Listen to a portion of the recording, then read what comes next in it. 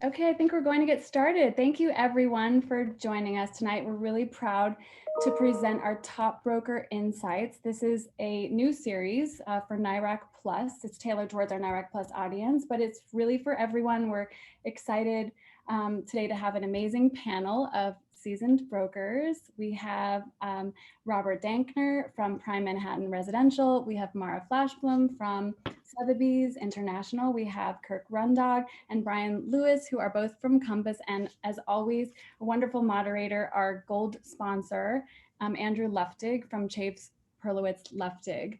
So tonight we're also joined with Hema Kader, one of our NYRAC Plus members, and this event we can thank to him for his idea. And I would love to introduce you to Hema, who is going to share a little bit about how this event came about tonight. Our market is shifting so quickly, and a little bit about NYRAC Plus. Well, thank you so much, Dana. And really all the thanks goes to Anna and Dana who put this event to fruition. So I'm Hema Kader from Compass. To keep it brief, because we have a really exciting panel for tonight. Essentially, NYRAC Plus, the initiative created by NYRAC, was created as like an entry point for like bringing emerging and like advancing agents with under 5 years experience into the NYRAC fold. So starting tonight is kind of this like, top broker panel for tailored towards NYRAC Plus members, in order to help like, newer agents or younger agents in the field, connect with like peers at other companies, connect with top agents, and also hopefully we can kind of pick, these top panelists' brains, and hopefully can implement and learn a few tricks to implement them into our business. So if you guys have any questions or have anyone that might come to mind to join NYRAC Plus, just let us know after the panel. You can go to nyrac.com or you can shoot Anna an email and we'll get them all set up. Great, thank you, Hema. And one more thing I just wanted to mention is the NYRAC Plus mentorship program, which is an initiative we started about 6 months ago. And it's really intended for us to teach each other. We can learn as much from newer agents as seasoned agents. It's a great experience. I had personally myself with a mentee, and we stay in touch and share a lot of insight within our company or other companies as well. So it's great. I would love to introduce you now to Christian Zanetis from First Republic, who is our NYRAC founding platinum sponsor, is going to say a few words about our partnership for this year. Great, thanks so much, Dana. Hi, everyone. So my name is Christian Zanetis. I am a relationship manager at First Republic Bank, and I am based in New York City. First Republic has had the privilege of being the platinum sponsor of NYRAC since its inception. We are excited to continue our support in 2021 and expand our relationships to include the NYRAC Plus membership. My partner, Gary Farrow, and I will be hosting a series of educational and social virtual events to NYRAC Plus members. The first event begins this April with a session called Residential Financing 101, so please stay tuned. I look forward to building relationships with all of you. If there is anything First Republic can do for you or your clients, feel free to reach out. We are ultimately here to help however we can, and thank you all for letting me join you today. Thanks so much, Christian. Just a quick note regarding the Zoom platform. We're gonna have a Q&A session at the end, but if you have any questions that come up, feel free to use the chat function at the bottom to ask any questions, and then everything will be answered at the end. That being said, Andrew, please take it away. All right, thank you. Good evening, everybody. Hope everybody's doing well. Feels good to wear a suit. I was telling the panel, it's the first time I think I've worn a tie indefinitely in a year. And I kind of use this as an excuse to get the suit out of the dry cleaning. But let's get to it. I think, just we're talking about, business during COVID, and just a quick thought, and we were discussing this as well. A mantra of mine is really taking the high road. The market right now for us is, we're seeing it move at a frenetic pace. We have a lot of buyers that are losing deals, that are backing out themselves after offers being accepted, sellers sending out multiple contracts. And that's more the average purchase price deals where there's more activity. And even on the higher end, things are happening, pretty quickly. There's a lot of pressure to turn around deals at a high level and quickly. So I find the managing agents, attorneys, bankers, brokers, I think people are feeling a little pressure, a lot of pressure right now. So, it's deals get done smoother and quicker when, you know, we're all kind of working together. Obviously, as an attorney, I'm there to protect my client and represent their interest, but this is not an adversarial world. You know, it's a team effort, you know, especially between the broker and the banker and the attorney on the same side, but even the other side, we all have the same goal. We can all protect our clients and educate our clients and work together. So I think it's, you know, we don't know what people are going through, whether it's, you know, personally, business-wise, or I think frankly, it's just being overwhelmed. So if you get a nasty email, a nasty phone call from a colleague or an attorney, you know, just take a deep breath, take a, you know, a little walk around. And, you know, I always like to draft emails and then not hit the send button, you know, just pretend I'm going to hit the send button and kind of let a little emotion out that way. But even clients are super stressed these days. So let's get to it. We're going to first talk about, I guess, building business during COVID, which has been interesting for sure. This is for everybody. It's a two-part question. First of all, how did you kind of build your business in the first place, right? Getting started pre-COVID, and how are you building it currently? How have you, you know, shifted or adjusted, or have you had to do that? I guess we'll start with you, Mara. Hey, hi everyone. Nice to see everyone on Zoom. I built my business actually twice. You know, I kind of fell into the real estate business in a time like this in 1991. When storefronts were empty and people were very, very nervous. The residential market was not performing. The commercial market was not performing. And I bought in a co-op where there was an empty store. And the co-op, the same that we're seeing today, where the co-ops are carrying the property taxes on these stores and the maintenances are going up. So it's a very, very similar market. And I was a nervous wreck, and I just decided there was a big commercial broker, I think you all know her, Faith Consolo, was renting this little teeny store on Fifth Avenue, and the deal fell through, and I completely panicked. And I decided I'm going to hire somebody who's going to care about this little tiny store getting it rented. And so I hired somebody who became my mentor, Nora Stats from Charter Stats Realty, and that's how I fell into the business. I became a broker. She said, Mara, if you're going to give me just an exclusive, not an exclusive right to sell, then why don't you just come work with me? And that's how I started. So that started in 1991. And then for 10 years, you could build your business part-time. I don't think you can do that anymore. In 2000, I joined Sotheby's International Realty, and I became a full-time broker. And how I built my business was with one exclusive. I had a friend of mine, she needed to sell her apartment. I had been working part-time for 10 years. I came to Sotheby's, I brought an exclusive with me, and I basically told my manager, if I become a 50% broker, just fire me. So I started with that one exclusive, and I just kept going. And from that one exclusive, I kept building my business. And I think today, I know the question is like, well, how would you do it if it was today, right? I was able to do that with no network, just whatever mommy network I had at that time in my life. But this was a second career for me. So I would love to hear, I mean, if people are starting today as a first career and you don't have a network, then maybe you have to know yourself.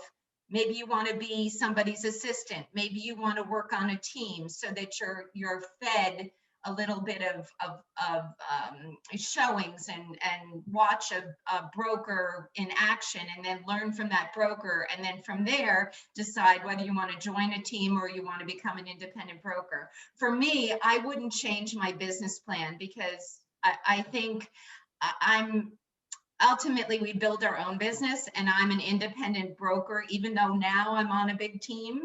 Because of COVID, I decided to partner with other people on a big team and just keep growing and growing and growing. But I think I would start with, if I came from nothing with no connections, I would see if I can get a job as a shower on a big team right now. I think that's what I would do. Okay, great. Brian, give us a little bit of your insight.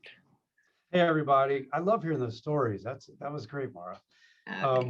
I came to New York in '91 to study under an acting coach named Rundhaug, which is a very famous lady. And I did a lot of TV commercials and did some soap stuff. And there was an actor strike. And in '99, I realized I was carrying bags at a hotel, and I was turning 30. So you can do the math. I'm not 30 anymore. But I went to the Actors Fund. I took a test on a bubble sheet, and they said, you should be in law school. And I didn't want to go to law school. And they said, well, you should try real estate. And so I did. They signed me up, and I got my license, and nobody would take me. No one cared. So I went to Halstead. I was walking my dog. I ran into John Caraccioli with Halstead, and he said, you should meet my manager. And then he paused, and he said, I don't know why I'm being so nice to you, because I have a feeling we're going to compete one day. And I was like, oh my God, now he's a friend for life. But he got me into Halstead. I met Michael Goldenberg, who became my manager. And I was there for a very long time until about 3 years ago when I came to Compass. How I built my business, I got to tell you, I did it the hard way. I literally, like, I didn't assist anybody. Teams were not really a thing. And I just went to every open house I could. And I met people, and I helped poor actor friends with rentals. And I really got to know the inventory in the city. And I would just tell everybody I met what I did. And at one point, I had taken a buyer to a building and did a little mailing, little walk-up building. And some lady named Etta, who's now a friend for life, got my mailing. And so she said, I want you to sell my apartment. But she thought I had sold working for the seller, but I didn't change her mind. I just wanted to get the deal. And so we sat there on this beautiful table she had, and she signed the listing agreement. And I busted my ass because I didn't want her to know it was my first listing. I sold it. We got multiple bids. And Tony Aber, I think, I see you there. I think you brought the buyer, if I'm not mistaken. It was like a whole thing. And I was just going to charm him. And that's all I did. And then later on, I told her that was my first listing. She goes, I never would have hired you, ever. So I built on that. And then I did a mailer on that. And then I just kept building, selling. I wanted to be a sales agent. So I just got in a mindset. And I was a little like, and I still am a little like a drug dog. I get one thing on my mind and I go for it. And I try to be nice and try to be kind. And I F up all the time, and then I just adjust. So I've just built it that way. And that's the way I still do it, but it was the hard way. And I agree with Mara. If I was just starting out today, I think I would probably join a group and just learn from people, like, just learn from really productive people. I think yeah. Two common themes that I noticed from the outside in with obviously dealing with brokers every day. Mara mentioned working around the clock. You used to be, 9 to 5, used to throw a deal against the wall and it would stick, and just being relentless, right? The top brokers I see, the brokers that are, beyond the competition are just, I always joke around real estate's, my second wife, and my wife doesn't get jealous. Like, it's kind of, especially these days, it has to be at a different level. So, it's upon you kind of rolling your sleeves up and every day waking up and just being consistent and outworking the competition. Robert and Kirk, another two-part question. How do you go about hiring agents? What are you looking for? What attributes, what characteristics, how does one broker kind of differentiate themselves from the others? So Robert, why don't you get us started? So thanks, nice to see you all today. I look for, my company is a boutique firm, small firm. I have 20 people. We're sort of like a family office. And probably outside of the mold, what I really look for are people that have a lot of buy-side expertise. The reason I say that is I don't remember the last time I really pitched a listing. It's not what I do. Although I represent both buyers and sellers, we started in the business really basically on the buy side because it's what I understand best as a principal myself,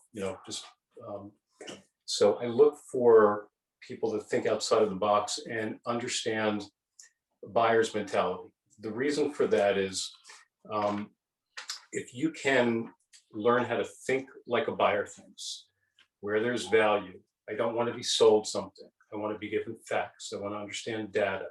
I want somebody to be able to shepherd me, somebody that can think along those lines. First, you these type of brokers that I look for, I don't want them competing against the powerhouses, the Corcorans and the Brown Harrises and the Compasses of the world to pitch listings, because on the surface, we're at a disadvantage at some levels. I want them to be the smartest guy every day when they wake up in the morning by doing a lot of research and homework, and being able to speak and discuss with people that are looking to deploy money, whether it's for a home, investment, some combination of the above. Just that kind of thinking, as opposed to somebody that's a salesperson that's going to phone, pitch listings all day. That's what I look for. Great. I see you're a numbers guy from the 4 screens behind you. There's more. Kirk, give us your thoughts. Well, I'm the exact opposite. I love all the exclusives. I like to have the control of the exclusive. So I'm looking for brokers with a strong work ethic who really do understand that we do work 24 hours a day. I don't care, if you're a bad broker, you're still working really hard and you're probably doing the wrong things. But I look for the successful brokers who are going to dream a little bit bigger than the other brokers, because you really have to, you're stepping outside of the circle of what you're used to. I'm from Seattle. We never had, $30 million houses next door to the farm that I grew up on. So it's a different world. And I look for people who just have a little bit of a dream and want to kind of explore that. But I think the work ethic is a huge part of this. I think working together and sharing and caring is a theme that I think we all have, because you have to share information and you have to care about what people are doing on your team, and you want to work together as much as possible. And so that's what I'm doing. And we all have to work together to rebuild the city. I think that's a big part of what we're in the middle of right now. I've done this for 23 years. So I think we've all seen the market go up and down like a roller coaster ride. I'm starting at Compass just 7 months now, so it's new to me, but the technology is amazing, and we're really kind of growing quickly and trying to learn it all as fast as possible before the spring market really kicks in. And hopefully everybody's not as frustrated as they are right this moment, because I think we all have that frustration of the slow speed of getting things done. But again, if you work together, I think we can pass all of that on and move on to bigger and better days. Okay, great. And another hard work concept. It's the mantra. Mara, I guess referrals that come in, and I guess Mara and Kirk, you have the big team. So how do you kind of line clients up with certain people on the team, what you handle, what you may get another team member involved? Like, for example, the referral just came in. It was a referral from a client, and it was a person they're buying for the first time. It's very, very exciting. And I have somebody on my team that I know would be the right fit for this person. I am going to still stay involved. I'm going to introduce the person. I tout their accomplishments and how they're going to help identify the property the criteria, and they will work together, and I will still stay involved, and I'll make sure that the client is well serviced, because that client has to be well serviced, because that referral came from a very important client of mine. This is a connection to them. So I stay in it, but I still need the help to make sure that that customer is being serviced the way I want it. So you have to, as Kurt said, you have to hire people that you trust, that are like mini versions of yourself, and that work just as hard as you do, and actually better than you do sometimes, so that you don't drop the ball. Like I think to be a successful broker, it's your response rate. Like if somebody emails you, you can't wait 2 days to email them back. They want an answer tomorrow. I mean, that's the hardest part right now, because I see all these like emails coming in at the bottom of my screen, and you have to like constantly focus be there for the person at that one moment when they're, you know, contacting you, but then you have to stay on top of it. Andrew, you do this all the time.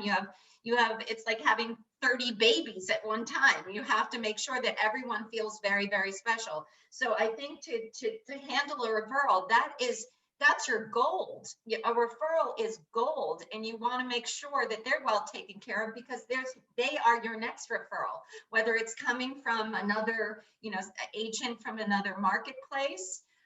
That's also those referrals come in too, and you want to handle those very, very carefully, because you want to make sure that that broker will send you another referral.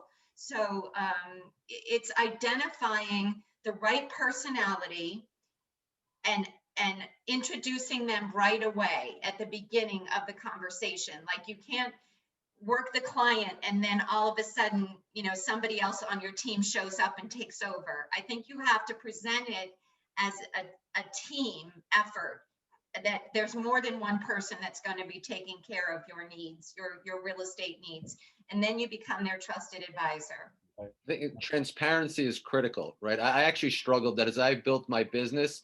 I had a big issue with kind of getting other people involved. Now, you know, it's become a lot easier, but being transparent, right? Giving clients reasonable expectations. I think clients expect you, you know, if you're working at a high level, to have an operation, to have a team. Obviously they want, listen, I always say, as long as the client feels the love, it's okay. If something goes wrong, then you have to roll up your sleeves and get on the phone but I think giving reasonable expectations and not hiding it, you know, I always say transparency is a good thing if you're doing what you're supposed to be doing. So you can't, you know, hide and let them know. All of a sudden they find out there's somebody involved that they didn't know about. So, and listen, if they want to work with you, sometimes, you know, you might not be the right fit, right? If you're transparent and give clients, you know, expectations, and, you know, you're professional, just like discussing, you know, elephant in the room, if there's an issue on a deal, not hiding it, discussing it, and discussing your team. It's as an asset, as value added. Yeah, and you're matching the expertise with the personality, and you want the analytical to go with your analytical broker. You want the artsy fartsy broker to go with your artsy fartsy customers. So you just want to make sure that you're all cohesive in the end as a team, because you don't want to be, you know, lost in the game. But I think that's a really important part of this, is that you all share and care about each other's information, but you match the right buyers to the right brokers on your team. 100%. So I guess COVID market watch is the next theme. You know, certainly COVID is going to change the way we do business, or it already has.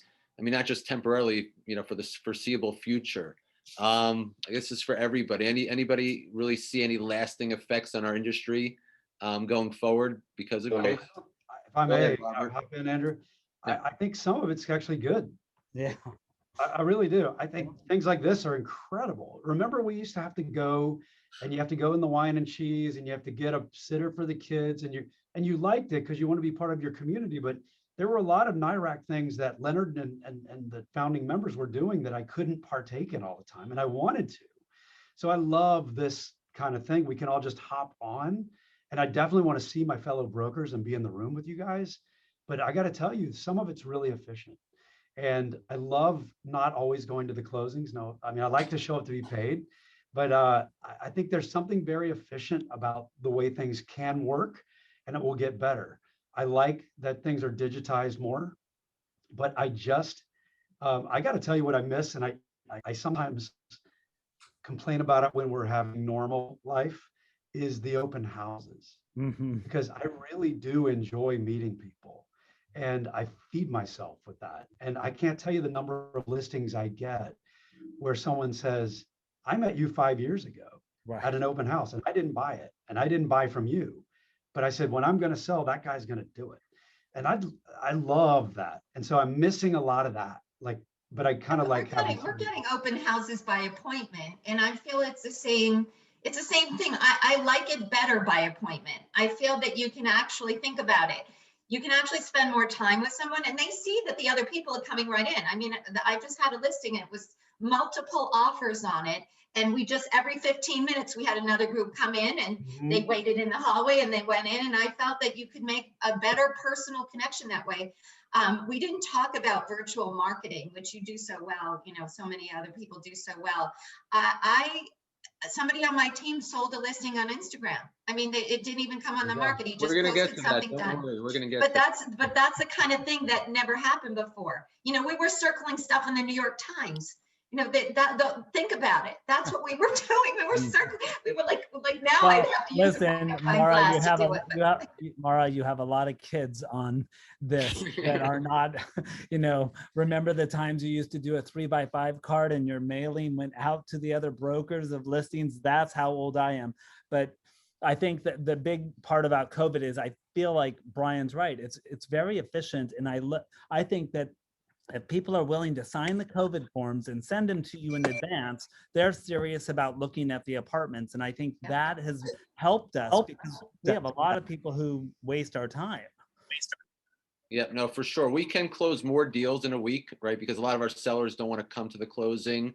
The buyer and the closings they're more difficult from a paper standpoint, you know, getting documents delivered, but they're a lot less emotional, right? It's just us and the client. You're not staring across the table at a scary attorney or a scary seller. So that's become, you know, much more efficient from that end. Robert, give us your thoughts, please. Yeah, I mean, this is just a sort of condition that I think everybody should be aware of. You know, this is like a paradigm shift because the buyer base that everybody's dealing with now is, whether you know it or not, is really dramatically different because, you know, a lot of people that got forced out of New York by accident, ended up in Miami or the Hamptons or California or wherever, and they're staying there.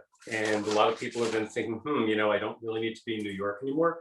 I don't have to have the pleasure of paying New York City taxes. And a lot of the buyer base has disappeared. So if you take the time to understand who this new buyer base is, which frankly is smaller, but they're probably better healed. There's been sort of like a cleansing. And, you know, if you're talking about a lasting effect, I'm sure all of us know more people than not that are not returning to New York, which is bad on one hand.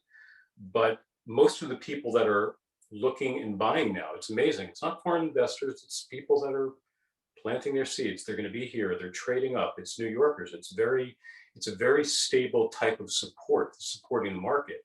And I think probably all of you agree the transactional base, the people that are transacting, it's dramatically different than it was a year ago, even 6 months ago. And in terms of, you know, lasting effect, understanding that, you know, Joe Buyer that was, you know, around 2 years ago that was going to spend $2 or $5 or $8 million on an apartment, he probably doesn't have to work in New York anymore. He's working remotely from somewhere and not coming back, but somebody's taking his place. And when you take the time to understand who this new buyer is, there's a tremendous opportunity to really generate a different type of business that's bigger and better. And, you know, lastly on that point, this is a time, you know, again, in terms of what's different with COVID, information was always important, but you know, the today's buyer, I think, is post-COVID is because they were forced to stare at screens and look at information and read as opposed to just running around like crazy. They're more informed, and you know, like you said, they're making appointments for open houses. They're definitely more like pro on buying something if they're looking. There's very few time wasters, at least what I'm seeing, much less than there used to be, which is a dramatic change from what it used to be. The brunch crowd is gone. You know, you made such an interesting point, Robert, about New Yorkers buying. And New Yorkers have the first dibs right now. This is, if you're starting and you're new, you need to talk to your friends. This is the time to buy. When you have the New Yorkers have the full attention of the Manhattan, Brooklyn market right now, because we don't have the global market coming in. You can barely get here from other countries. So that market, that global market is about to hit us, and it could get really frenetic. So I think this is the time to reach out to the people that you think that their leases are up, they're scared, but maybe they want to make their first purchase. If you could start, if young people could start with that one, you know, that as Brian and I said, that one little listing, you know, just that one little listing built my whole career. It built my whole entire career. So it's making personal connections, relationships, and then that spins into something else. And keeping in touch with your client base. Once you're still in touch with that woman that you got the first exclusive with? Etta, I've sold with her twice. She's fed me a lot of referrals. She went to, before COVID, she went out west to Jackson, loved it, but she's moving back. We're gonna do it again. By the way, the table that we signed that on, the Biedermeier table, I have that in my house. Biedermeier, wow. Yeah. See, that is a sign of a really successful broker. There you go. That is the secret sauce, probably for Kirk, for Robert. You know, we all have our client base that is still with us from how many years we've been in the business. And that is the key. And that's what you have to start to build now, is that client base. And it's also just not to be overwhelmed by the idea. It's consistency, right? You know, every day, you know, reaching out to a certain amount of people, you know, and it's not over a week or a month, it's over years. That's how you build a client base. It's the, you know, there can be home runs, right? Beginner's luck, you get this amazing buyer exclusive, but for most people, right, for most brokers, I manage just chipping away one piece at a time. That's a perfect segue to the next question. How do you, as top brokers, stay educated, stay informed, and how do you pass that information on to your clients? So what are your sources, right? Especially these days, I know data is key, right? You know, like a lot of clients have their own ideas and conceptions and misconceptions of where the market is. So how do you stay on top of the market? Kirk, you want to start this one?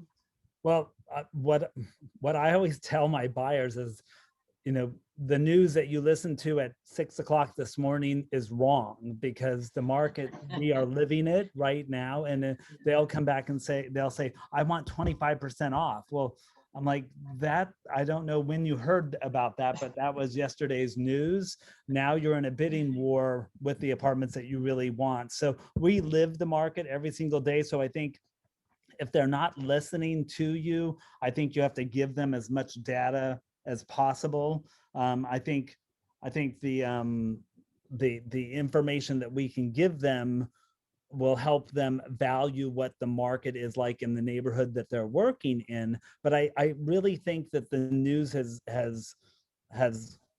kind of changed everybody's attitude, because I'm trying to get off topic here almost, but I think the way that I'm doing it is giving them data points. Like, this is what just sold, because you can't look at 6 months ago what sold and closed, because the market has shifted just 3 weeks ago and 2 weeks ago and last week.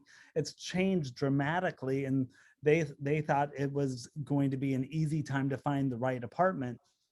Depending on the neighborhood they're looking in, you might only have 5 to choose from, unless you can call the 15 brokers that you do know because you have a great relationship with them and say, what do you have that's off market? So I think that's a really important part of this. So I think that relationship that you make with a broker, hopefully you don't, you know, change that relationship, or you make it a positive relationship with all of these brokers, because they can really help you get a deal done. I mean, I did one with Robert where it was, you know, sight unseen type thing. And he's like, my buyer wants to buy it, and if he can meet this owner, he'll take it. And we did the deal. I think those are the kinds of things that are going to make your buyers trust you even more, because you have the inside scoop on what's going on in the market in your neighborhood. I think a lot of it it's having, what I see, you know, having confidence, right? To know that you are ahead of the New York Times, right? The New York Times doesn't know that there was 20 people, 50 people waiting outside that apartment yesterday, right? You know that. Because they called you last week about your listing, and it was, you know, maybe in one of their articles, but because it was last week, it's already changed. The dynamics has already changed, and you're onto the next apartment in the next building, or the floor up, because you sold the one downstairs. So I think that is really important. And I don't think people understand that as much. I think these kids, well, I shouldn't say kids, these 25 to 35-year-olds who are very data, you know, they have it all running on their screen nonstop. So they are well informed. So you have to just give them more information that's going to help them, you know, navigate that co-op or buy in that condo. And this is where I think it's a better investment, or this is a better home for you, and just be honest about it. Can I just say something? This is not my question, but it's important. You know, make an exception. Yeah, making this happen because it's important. You know, knowledge is power, and it's amazing what you use when you know it. For example, you know, every morning before anybody's up, I've read the Commercial Observer, the New York Times, the Real Deal, Bloomberg. I'm just a news hound, and I know I'm like the smartest guy by 9 o'clock of what's going on that day. But there are a lot of things that are not relevant to my business specifically. But in conversations with people, it's amazing when you put things in your back pocket and you have a pretty good, well-rounded understanding of what's happening in the world today, in this world. Again, why would I even need to worry about commercial? You need to worry about commercial because you might be selling something that is looking at a building that is yet to be built, and you want to know that it can or it can't be built.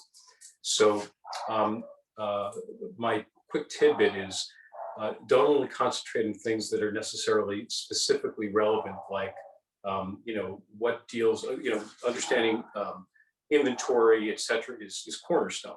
But all the peripheral things, like, you know, what's happening that's surrounding the industry, because everything, it's, you know, it's very dynamic. Everything affects everything else.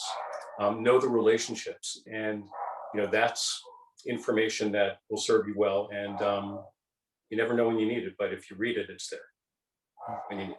I'll chime in. Knowledge is definitely power. So I stay informed. God bless Noah from Urban Digs. You know, That's Noah what I was and gonna John. Yeah, we gotta shout them out because Every they week. kept us. Yeah, they kept us calm during COVID. And Donna Olshan, the Olshan Report. If you work in luxury, I mean, you've got to stay on top of what's sold and all of that data. But listen, there are two kinds of brokers, right? And there are two kinds of buyers. There's the data-driven buyer, and they're going to call Robert Dankner because he's got it all together there.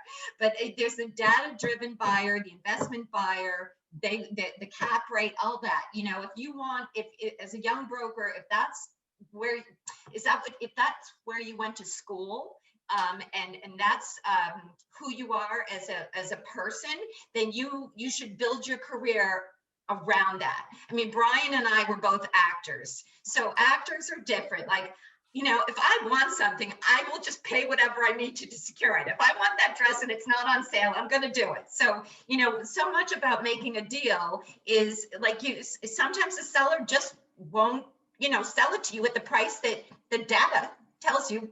The data says it's this price. Well, you know, you can't get it at that price. So that's how a market gets built, right? We just have to do a couple of those trophy little deals, and all of a sudden there's like a game changer shift, which happened one year, and then we got the mansion tax to go up. But I'm just, you know, so we're trying to help the younger crowd, or some people that are just stepping into this career. I think you have to know who you definitely have to have knowledge, and you have to stay on top of all these reports.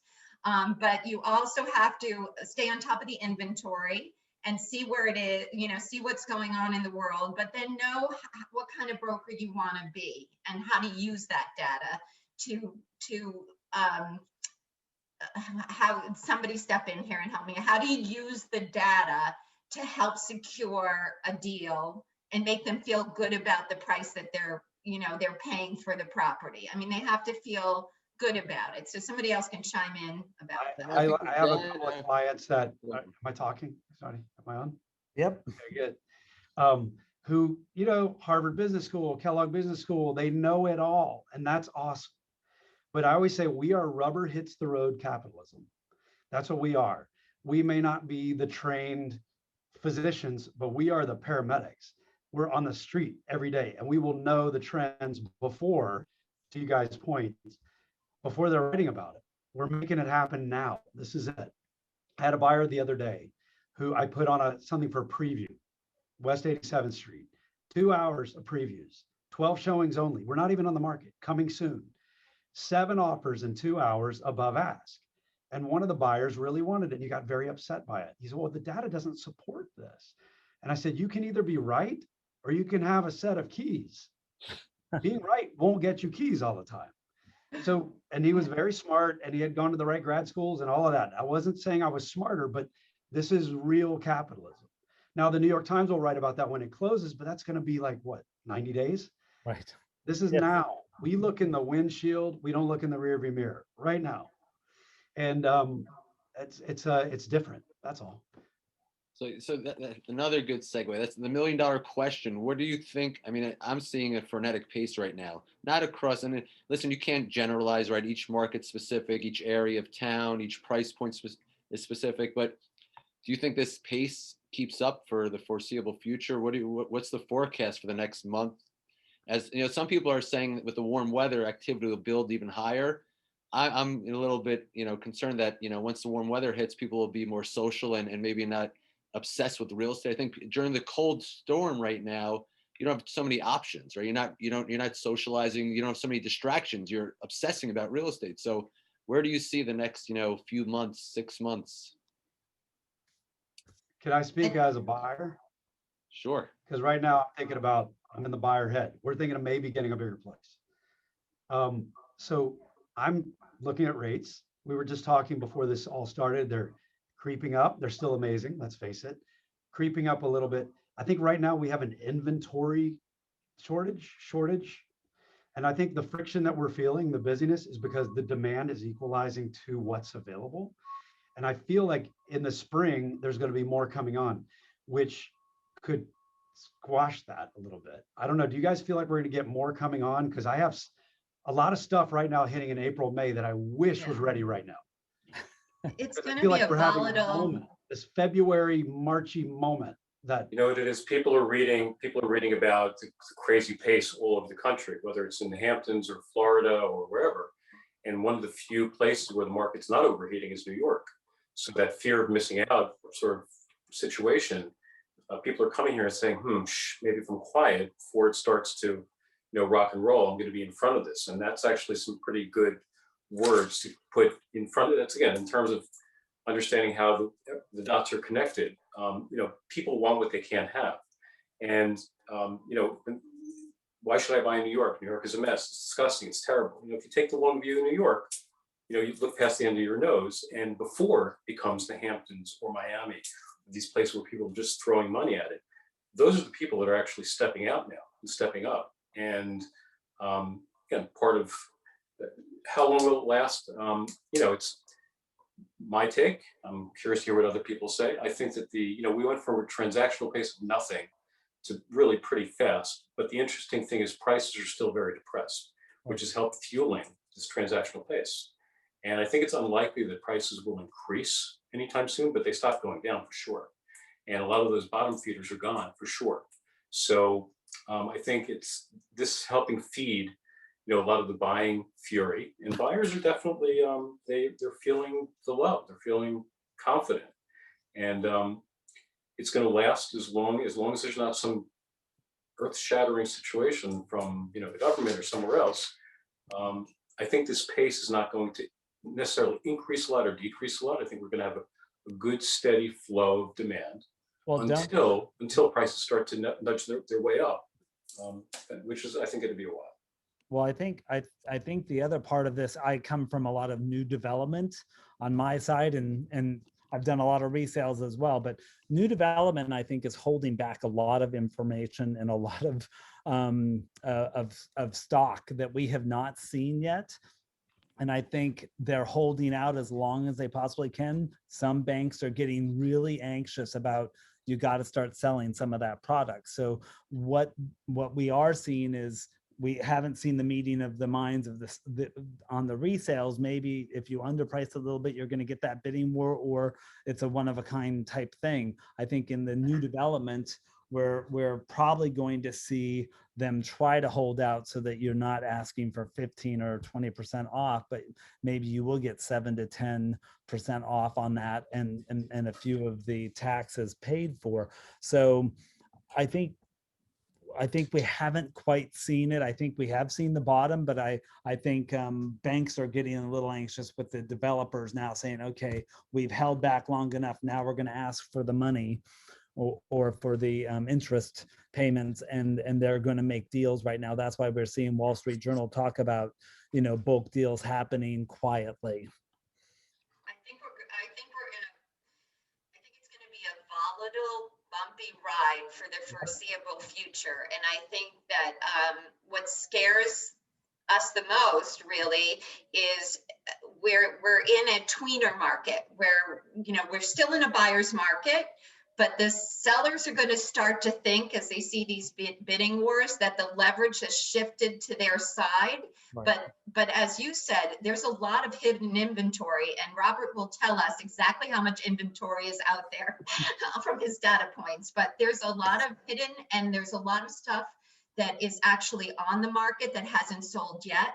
And until that leverage really shifts, I don't think we're going to become Cape Cod or San Francisco or something where we're just going to run out of product. I don't think that's going to happen. So we have, if we hit a frozen market, that will be really bad. When, you know, when something happens with the mayoral race, or if they raise our property taxes, or they do something with taxes to hurt people coming in, the offices don't open. Like, why aren't they encouraging offices to open? You know, that we have to get back to business in New York, and then I think we'll have a robust market. But if we don't get back to business and COVID, and there's a second wave or something else comes in, we're in deep dewey. Yeah. Well, we've already heard that Google, Spotify, Amazon, all of them are waiting until September, October with our buyers that we're working with. So I think we have to be patient, you guys. Everybody, I know we all need to make a deal right now and pay the tuition, but let's get real. It's going to take a little bit of time. We're all sitting on a product that have been on for, you know, 150 days, 290 days, 497 days. You just have to kind of get used to that normality if the prices are a little bit higher. I think the lower priced, anywhere from 500 to $2.5 million, $3 million is probably the hardest market right now, because there's so many people who can afford that. I mean, I know it sounds sick, but there's a lot of money being handed over from their parents to their children, trillions of dollars that these people need to get rid of, and their kids are buying, and they're not used to a walk-up. They're not like when I came here, I didn't get a fancy apartment, but now $2.5 million to $3 million is the normal 25-year-old. You know, the parents are buying it for them because they can. And so we have to get used to sharing that information. But I think COVID has taught us all that we need to be able to call Mara or call Robert or call Brian and say, what do you have? And I think that's the younger generation needs to realize that you will be in this business for 20, 30 years, and you want to keep that relationship going, because it will be the savior in the end. Because one big deal with another broker that you really work with and like is going to save your year. And I think that's a really important part of what we're doing right now with NYRAC as well. And, you know, I see it with Compass. People share information all the time, and I love that. So. And it may mean losing a deal, right? It may, but it's the big picture. They always say it's a marathon, not a sprint, right? If you want to make a career out of this, doing the right thing, you know, and may cost the deal, but in the long run, you know, you're going to probably, you know, benefit tenfold. We want to open it to some questions, some Q&A. So if anybody wants to type in questions, or I guess they can unmute, you can unmute yourself as well. You have to, as an agent today, you have to understand and work the full breadth of the market, whether it's a studio or the, you know, $30 million penthouse. You have to understand, because not every market's going to move at the same time. So right now we're seeing those bidding wars in that lower end. And if you don't have the client base in the upper end, that lower end, that studio buyer buys the 1 bedroom, buys the 2 bedroom, buys the 3 bedroom, buys the townhouse, sells the townhouse, buys the 2 bedroom, you know, it just, right, comes back from, where is she, in Wyoming? You know, just. That's right, Jackson. I would just say, guys, deals come and go, buyers and sellers come and go, and brokers, we're kind of forever. We're here, we're all going to know each other a long time. And then you'll be leading these panels in 20 years, and we'll be logging in from the old folks home. But we're forever. And so that's why NYRAC is here. We're trying to unify this, because we have a voice, and we have, I don't know, I think it's very invigorating. Does anybody have any questions? Let's see. Brokers are usually so chatty. Come on, chat in. Oh.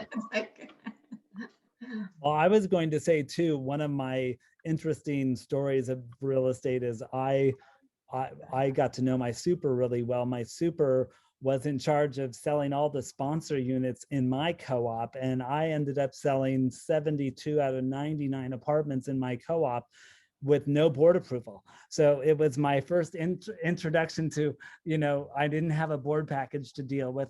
So don't ever, look down on your supers, your porters, your doormen. They're very important relationships to create and to know. I mean, I walked my dog every day and got to know a lot of doormen, and you end up getting listings that way. I know it sounds stupid, but it's true. So, but the super's daughter is now one of my bigger clients and owns, she is now vice president of JP Morgan Chase in a real estate department in Washington, DC, and has bought several apartments, and we rent them all out for her. So it's one of those, 25-year stories or 23-year stories. Yeah, I wanted to add to that. Can you hear me? Yeah. Yep. Oh, hi there. I don't know if you've heard about, because of COVID, a lot of sponsor units coming up. This sounds morbid, but you know what I mean. Yeah. So one of the things that I was discussing at Element, and also you'll notice on Street Easy, when we sift through listings, it'd be great to have sponsor listings on there so that we can just look for those. There's a lot of great apartments that are co-ops, and people are like, I don't want to go through A board approval. the board Right. approval. So that is great when you live in a building, but I really wish that, I hope that I'm working on that at Element, but I wish that it was easier to search for those specifically. Yeah, it's a lot harder than it used to be, that's for sure, because there's not as many. It used to be, half the co-ops were sponsor held units. And you're probably going to see a big, inventory list of that coming up. But I think there's people who have a little more control of that, and they're renovating these apartments now a lot more to sell them for bigger prices. So I think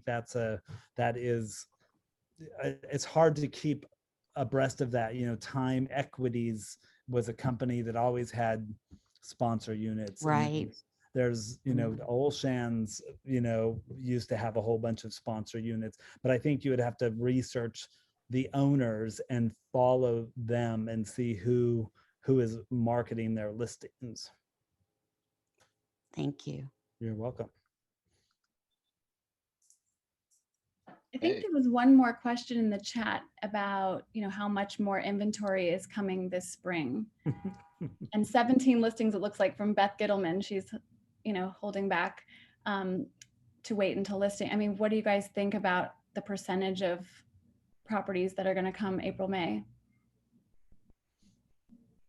Well, in the world that I'm looking at is, I think a lot of people who did flee the city have decided to come back because they're bored out of their freaking minds where they are. So they're coming back. They loved it for the year that they were out in Litchfield or Massachusetts or Vermont or wherever they have been. But I think a lot of them are coming back, and they are buying slightly bigger so that they have the home office. They want the outdoor space.